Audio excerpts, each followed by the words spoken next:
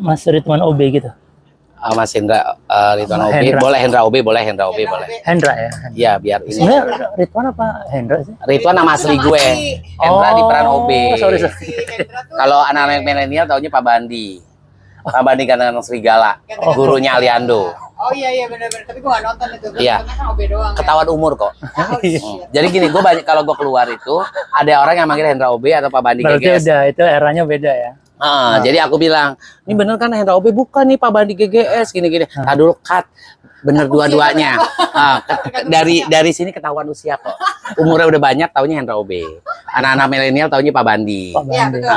Gitu. Jadi Aku malah nggak tahu kalau ya, Pak kalau misalnya kamu taunya Hendra OB, berarti jangan salahkan umurmu. Iya. Umurmu udah banyak. Berarti kita seumuran. Gitu. Nah iya Mas.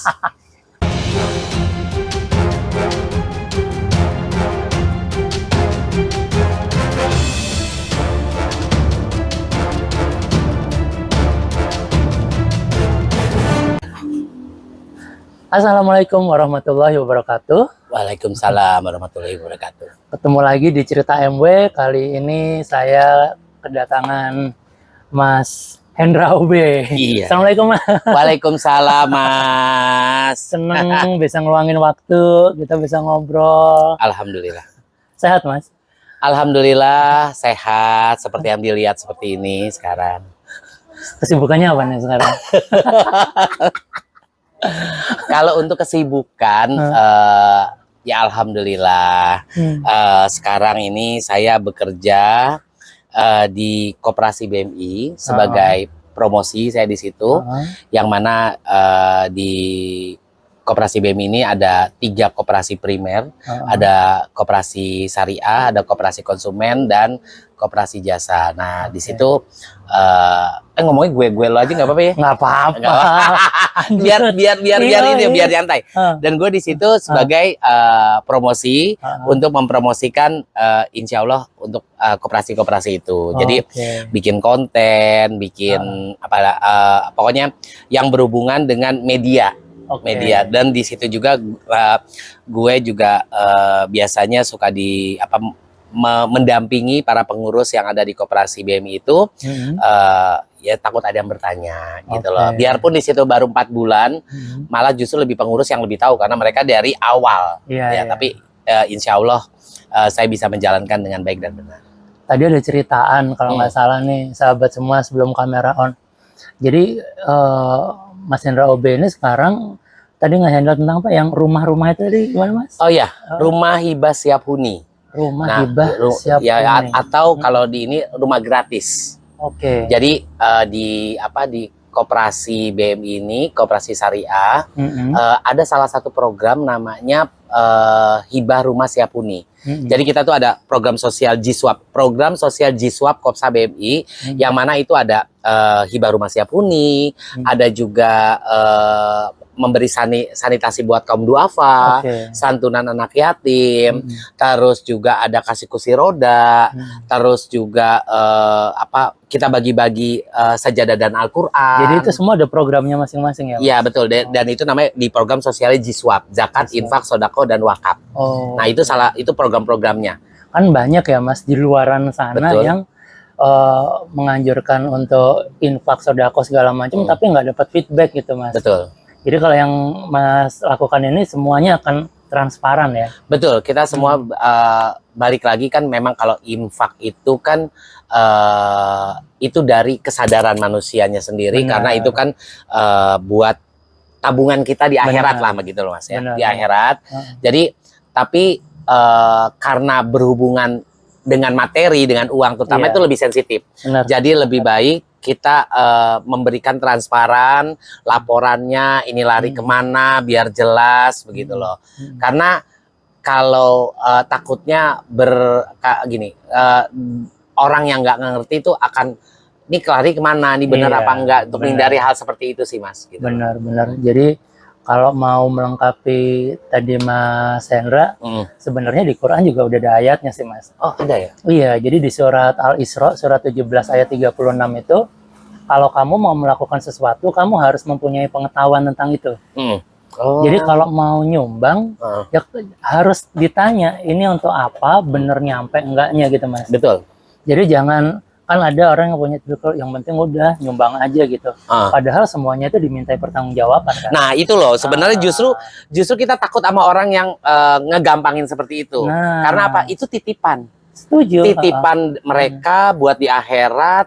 Jadi yang menerimanya itu sebenarnya ya beban juga gitu loh. Makanya lebih baik kita bukanya transparan biar mereka tahu larinya arahnya kemana, begitu loh Mas. Benar. Iya kan? Dan gini guys, kita tadi ngobrol banyak ya. Ternyata beliau ini juga seorang wirausaha yang handal. Amin. Banyak sekali yang jujur sebelum kita ketemu saya nggak tahu Mas punya kisah yang seperti tadi, dan bisa survive sampai di hari ini tuh pelajaran juga sih buat saya Mas. Kalau yang saya dengar dari ceritanya Mas tadi itu, saya cuma mengambil satu hal, bahwasanya Mas sangat meyakini bahwasanya rezeki itu sudah ada yang ngatur, dan rezeki itu nggak akan ketukar gitu. Betul. Mas bisa ini nggak share sedikit tentang makna rezeki nih buat Mas nih, sehingga Mas bisa bahasanya legowo gitu dengan segala dinamika. Segala dinamika kehidupan, cobaan ya, rintangan. Enggak, gue yang baru dengar aja dong. Oh iya ada yang kayak gini ya, maksudnya. Ya selama ini kan saya ngeliat Masnya di TV ya, dengan segala macam pernak-pernik yang cuma ada di layar kaca itu. Kan. Begitu ketemu, kayak gini ya, terus dan survive sampai kita di hari ini tuh kan. Pemaknaan soal rezekinya kuat, percaya kepada Tuhannya itu juga kuat. Bahkan semua ini ada yang ngatur dan tidak mungkin tertukarnya, itu kan luar biasa Mas. Mas bisa mendapat pemahaman yang sebegitu kuat tuh gimana Mas? Karena kalau misalnya masyarakat umum ngelihat saya biasanya kan di televisi. Ya seperti lagu Panggung Sandiwara. Dunia ini panggung sandiwara. It's true ya? Yes. Jadi ya sebenarnya itulah yang pekerjaan saya ya kayak Panggung Sandiwara. Jadi masyarakat taunya ngelihatnya seperti itu, baik-baik aja. Ya alhamdulillah.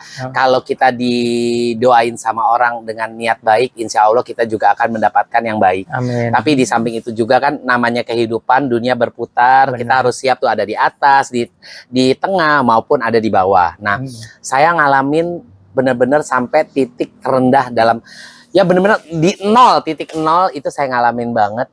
Dan saya selalu gue kalau cerita flashback itu gue bisa nangis gitu loh, karena jujur Mas itu bener-bener yang gue alamin, bener-bener baru pertama gue ngalamin, dan nggak pernah menyangka gue akan ngalamin seperti ini gitu loh, di titik nol itu. Dan malah kalau kita lihat di sosial media itu banyak banget tuh kan yang kasih motivasi ya.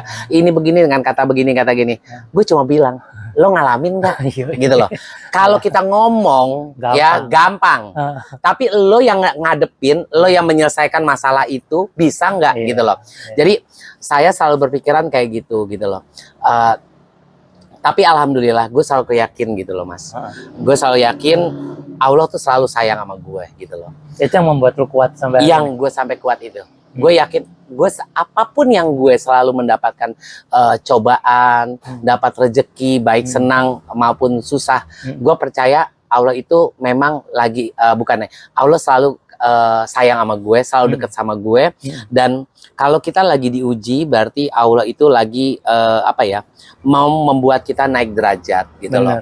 Seperti itu aja. Jadi kita apapun kita syukurin, apapun kita nikmatin, biarpun kehidupan nyatanya itu kita harus morat-marit, harus sedih, harus dicerca, harus bener-bener butuh support. Dan gue selalu sampai detik ini gue selalu yakin juga, yang mungkin tadi gue juga udah ngobrol, selama kita dikasih kesehatan, selama kita masih mau berusaha, kita berdoa sama Allah dan di jalan yang benar, insya Allah Allah akan memberikan kita rezeki atau apapun yang kita inginkan dengan mudah. Ya, dengan mudah insya Allah gue selalu berkeyakinan seperti itu. Dan begitupun dengan hal-hal yang gue alamin, baik itu gue kehilangan barang itu yang udah punya nilai sejarah buat gue, ya kita balik lagi sama diri kita sendiri. Mungkin gue kurang sedekah, mungkin gue harus lebih semangat lagi. Jadi refleksinya ke diri lu lagi. Ke diri sendiri. Jadi kalau gue selalu seperti itu, Mas. Jadi kalau misal ada cobaan, gue tidak pernah mau menyalahkan orang lain. Nah, guys, di luar sana orang sibuk nyalain orang. Yes. Tapi yang lo lakuin malah, oh enggak, ini gua sih. Iya, jadi saya introspeksi sama diri kita. Biarpun sama teman-teman gue dibego-begoin. Lo kenapa sih nggak minta ganti rugi? Lo kenapa mau gini? Lo kenapa nggak balas gitu? Soalnya gini, guys. Orang baik itu nyerempet-nyerempet bodoh. Iya. Iya kan, seringkali kan terlihat bodoh di mata orang. Iya. Bodoh, bego, lugu, atau ini tuh beda tipis kali, Mas. Emang beda tipis. Beda tipis.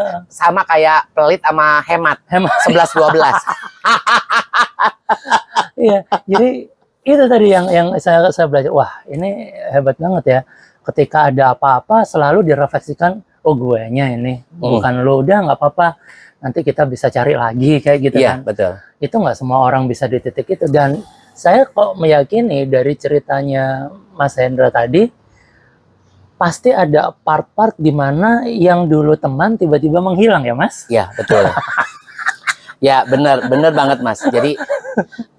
Jadi buat kalian semuanya, kalau kalian ingin mengetes apakah itu benar-benar sahabat sejati, ya, kalian harus susah dulu. Ya, dia masih tetap di samping kita nggak gitu ya? Yes. Kalau misalnya lo masih belum susah, ya lo belum bisa membedakan apakah itu benar-benar sahabat sejati atau enggak. Gue ngomong seperti itu karena ya gue ngalamin. Truth. Ya, bener. Betul. Karena gue ngalamin. Kalau misalnya, karena banyak banget yang gue alamin sekarang ini, ada beberapa temen gue yang di luar dugaan justru menjauh dari gue. Dan itu lo nggak sangka di awal dia bakal begitu, Mas? Enggak, karena banyak banget pertolongan yang gue, jadi bukannya gue mengungkit apa yang sudah gue berikan gitu. Gue tipe orang yang orangnya nggak tegaan. Iya. Gue orangnya yang gampang banget luluh, apalagi ngelihat teman-teman gue itu susah gitu loh. Padahal gue balikin lagi sama diri gue tuh pada saat ini 4 tahun terakhir ini bener-bener gue yang morat-marit. Tapi gue ngelihat temen gue yang susah aja gue berani bantu gitu loh. Iya. Tapi balik lagi, Allah mungkin lagi menguji gue. Benar. Gitu loh. Dan di samping itu juga jadi apa ya, jadi banyak manfaatnya buat diri gue sendiri. Biarpun gue lagi susah, oh ternyata ada yang lebih susah lagi gitu. Berarti kuncinya selalu melihat ke bawah ya, Mas? Betul. Karena kalau ke atas pasti kurang terus kan? Soalnya kalau misalnya lihat ke atas, leher kita juga sakit. Yoi. Keselak ya.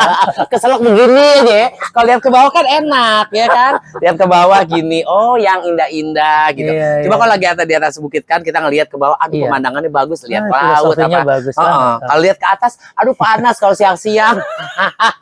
Mas, ini terakhir nih mungkin, Mas. Boleh nggak dikasih mungkin kan Mas pelaku kan, artinya tadi kan Mas bilang lo enak lo ngomong, lo belum ngalamin gitu. Gua udah. Nah dari yang Mas alamin ini, apa yang bisa Mas share ke teman-teman di cerita MW mungkin how to survive gitu, Mas? Karena pasti di luar sana kan banyak, Mas. Bener, buat sahabat-sahabat apa NW di cerita MW. Jadi buat sahabat-sahabat NW, saya Hendra OB atau Pak Badi GGS atau nama asli saya Ridwan, ya kan? Saya sih menghimbau buat sahabat-sahabat yang ada di sini, apapun masalah yang kalian hadapin, apapun ujian yang kalian rasakan gitu loh. Terus juga nikmat rezeki yang kamu dapat gitu loh. Kalian harus tetap ingat, karena semua itu adalah titipan dari Allah, ujian dari Allah, dan kita juga jangan bangga karena setiap kehidupan itu berputar. Jadi seperti roda diputar di bawah, dan yang seperti saya alamin. Dan satu lagi, kalau saya sih selalu berpikiran, dan saya minta juga sama teman-teman, yakin sama yang Sang Pencipta, yakin dengan Allah, yakin dengan Tuhan, karena apapun itu, selama kita masih punya kemauan, punya apa ya, sehat ya, terus saya juga doa, yakin di jalan yang benar, tujuan kita benar, insya Allah pasti akan dikasih jalan yang terbaik sama Sang Pencipta. Dan satu lagi, tetap semangat. Saya seperti saya, ini ngomong begini sebenarnya gue mau nangis. Tapi gue takut nangis nanti sahabat-sahabat saya. Enggak, tapi memang benar ya Mas. Mas sudah membuktikan bahwa ketika kita believe sama Allah, itu yang selalu menguatkan Mas ketika terpuruk ya. Jadi bohong lah Mas kalau Mas bilang gua kuat, nggak mungkin juga kan. Maksudnya ini kalau nggak Allah yang menggerakkan, gua nggak akan bisa survive kan Mas. Iya betul. Ya dalam kesendirian gue, ya kalau orang lain itu kan ngelihat gue selalu yang ceria. Itu tuntutan kamera ya, Bo? Tuntutan kamera betul. Terus sampai keseleo karena gue deh, kalau saya yang gue inget sama Allah, gue selalu pada saat gue titik bener-bener gue lagi drop, gue selalu inget yang pertama yang gue inget adalah Allah. Yang kedua adalah anak-anak gue. Mungkin pada saat keterpurukan gue ini, gue kalau nggak inget Allah, anak dan keluarga gue, orang tua gue gitu loh. Tiga orang ini yang membuat dua orang Allah dan keluarga gue ini yang membuatkan gue harus kuat, harus bisa menyelesaikan urusan ini sendiri tanpa, karena gini, gue paling anti kadang-kadang yang namanya hutang budi Mas gitu loh. Jadi selama gue masih mau berusaha, gue coba berusaha dulu. Tapi kalaupun nanti kalau kira-kira udah mentok, palingan gue akan pilih-pilih teman-teman gue yang kira-kira bisa membantu. Kalaupun nggak membantu juga nggak apa-apa, yang penting butuh support gitu loh. Itu yang gue, mungkin kalau misalnya gue nggak inget itu Mas, gue deh mungkin kalau misalnya sahabat-sahabat gue yang gue chat itu, gue sempat putus asa Mas gitu loh. Sempat putus asa, gue tuh sempat yang, karena gini, gue ngalamin ini bener-bener parah buat gue. Untungnya banyak teman-teman gue yang support dan selalu bilang ingat sama Allah, sholat, berdoa, ingat anak gitu loh. Karena yang namanya udah putus asa, kadang-kadang kan pikiran kita udah buntu Mas, pikiran udah buntu gitu loh. Tapi gue ingat ke situ, keinget anak gue, apalagi anak gue yang memang pada saat ini ada satu hal yang mungkin mohon maaf gue belum bisa ngebuka di sini gitu loh. Cuma gue dan anak-anak gue juga yang tahu. Yang kadang-kadang gue juga kasihan gitu loh. Gue kasihan sama anak gue dan mereka harus hadapin apa yang telah gue perbuat gitu loh. Dan makanya itu gue mau memberikan yang terbaik buat anak-anak gue, sebisa gue, semampu gue, biarpun dalam keadaan yang sangat terpuruk gitu loh. Jadi gue minta sama Allah, ya Allah berikan gue kesehatan, kasih anak-anak gue anak-anak yang soleh dan soleha, sehat, menjadi anak yang pintar. Ya gue hanya bisa berharap seperti itu aja. Dan kalau kita punya apa ya, ini gue ngalamin sih, jadi jangan terlalu percaya sama orang gitu loh, karena gue udah dikecewain sama orang yang bener-bener dia tahu gue, terus sampai akhirnya gue tuh tipe orang yang kalau dia udah baik sama gue akan berusaha lebih baik, karena lebih apa ya, gue lebih terbuka. Tapi gue udah terlalu dikecewakan, jadi gue nggak mau lagi yang ya udahlah, gue hanya sebatas mungkin kalau saat ini paling gue akan cerita 25% aja gitu. Kalau kemarin tuh bener-bener hampir 80% dia tahu gue, yang 20% itu paling tentang keluarga gue aja gitu loh, karena itu kan hubungan gue dengan keluarga gue. Jadi 80% dia tahu, dan sekarang dia malah justru yang menghancurkan gue semuanya. Dia memutarbalikan fakta, padahal sebenarnya apa yang terjadi, apa yang gue lakukan itu ya sebenarnya nggak begitu. Dan gue itu paling anti tangan kanan memberi, tangan kiri harus tahu. Karena gue nggak mau kayak gitu. Gue semua yang gue lakukan tanpa pamrih. Gue tidak, yang penting lo baik sama gue akan berusaha. Baik sahabat semua, jadi ada pelajaran penting yang bisa kita ambil di hari ini adalah jangan pernah berharap kepada manusia.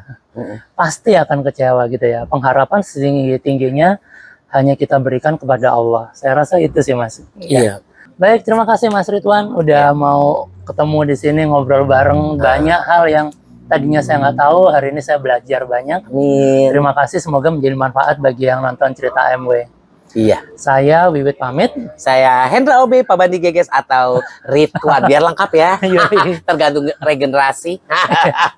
Pamit ya. Pamit. Assalamualaikum. Waalaikumsalam warahmatullahi wabarakatuh. Dadah.